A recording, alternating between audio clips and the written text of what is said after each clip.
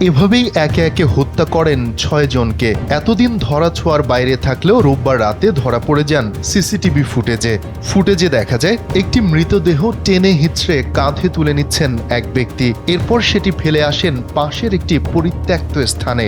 ওই ফুটেজ বিশ্লেষণ করে ভবঘুরে মশিউর রহমান খান সম্রাটকে গ্রেফতার করে পুলিশ জানায় প্রাথমিক জিজ্ঞাসাবাদে হত্যাকাণ্ডের কথা স্বীকার করেছেন অভিযুক্ত সম্রাট। উনি ইতিমধ্যে আমাদের কাছে প্রাথমিকভাবে স্বীকার করেছে যে এই ৬টি হত্যার সাথেই সে জড়িত রয়েছে।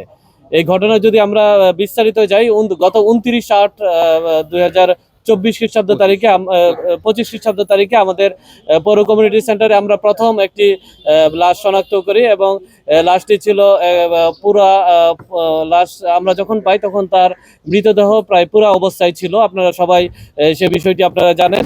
রোববার দুপুরে 10 দিনের রিমান্ড চেয়ে সাভার মডেল থানা থেকে অভিযুক্তকে আদালতে পাঠায় পুলিশ।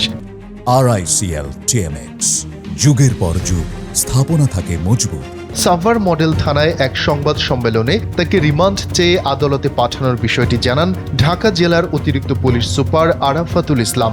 বলেন সাভার পৌর কমিউনিটি সেন্টারে 5 জন ও সাভার বাজার স্ট্যান্ডে 1 জন সহ মোট 6 জনকে হত্যা করেন সম্রাট। আদালত রিমান্ড মঞ্জুর করলে তাকে জিজ্ঞাসাবাদে জানা যাবে ঠিক কী কারণে তিনি এই হত্যাকাণ্ডগুলো ঘটিয়েছেন।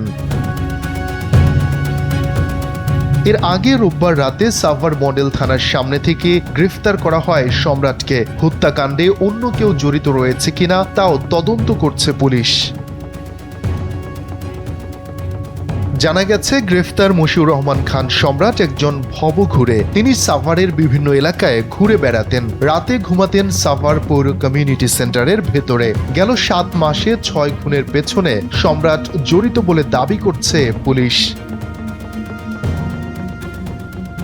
শফিকুল ইসলাম শান্ত, NPB।